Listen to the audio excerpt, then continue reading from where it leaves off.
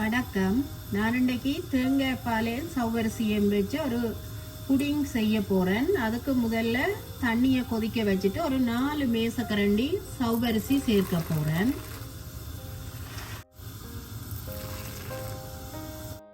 இந்த ரெசிபி 4-5 பொருட்களை வச்சு செய்யக்கூடிய ரெசிபி. இது 1 மணித்தியாலத்திலேயே இதை நாங்கள் சுலபமாக செய்தெடுக்கலாம்.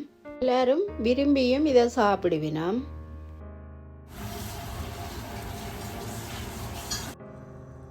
சவ்வரிசி இன்னும் கொஞ்சம் நேரம் அவிய இருக்குது. இன்னும் அவிய இல்லை. இது அவிஞ்சா அப்படியே கண்ணாடி மாதிரி தெரியும். இந்த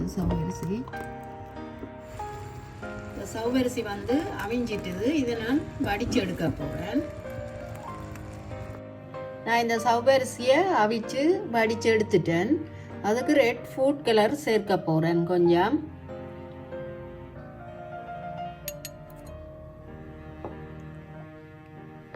நான் இந்த புடிங்குக்கு சேர்க்கிறதுக்கு மேங்கோ ஜெல்லி செய்து எடுக்க போகிறேன். அதுக்கு 380 மில்லிலிட்டர் சுடு தண்ணிக்க இந்த ஜெல்லி பவுடரை சேர்த்து நல்லா கரைச்சி எடுத்துட்டு இதை செட் ஆக விட போகிறேன்.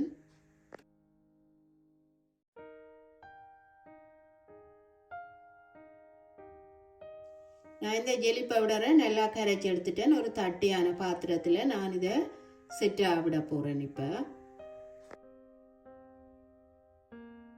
நான் இந்த புடிங் செய்கிறதுக்கு 380 மில்லிலிட்டர் தேங்காய் பால் எடுத்திருக்கிறேன். அதுக்கு நான் 3 மேசக்கரண்டி சீனி சேர்க்கிறேன். அதோட கொஞ்சமாக உப்பு சேர்க்கிறேன். அதோட 1/2 கப் டின் மில்க் சேர்க்கிறேன்.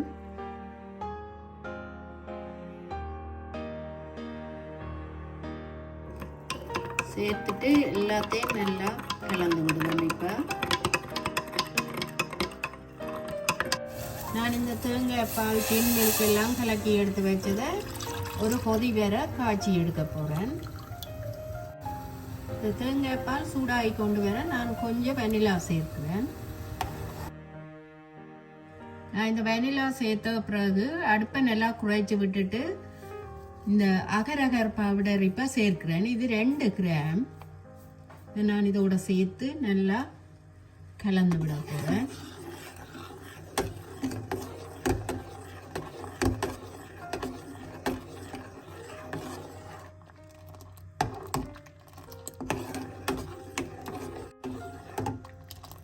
சேர்த்த பிறகு ஒரு 2 நிமிஷத்தால் நான் இதை நிப்பாட்ட போகிறேன். அடுப்பை நிப்பாட்டிக்கிட்டு ரக்கி எடுக்க போகிறேன்.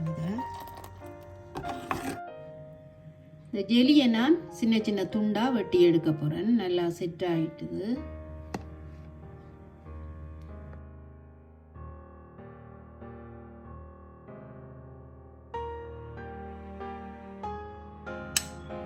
நான் 2 கிளாஸ் எடுத்துட்டு அதில் அடியில் சவ்வரிசியை கீழுக்கு சேர்க்க போகிறேன்.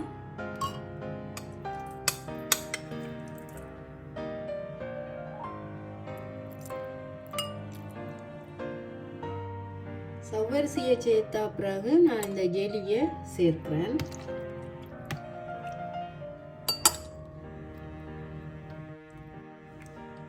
இந்த காய்ச்சி எடுத்த பாலை நான் இப்போ 2 கிளாஸுக்கே விட போகிறேன்.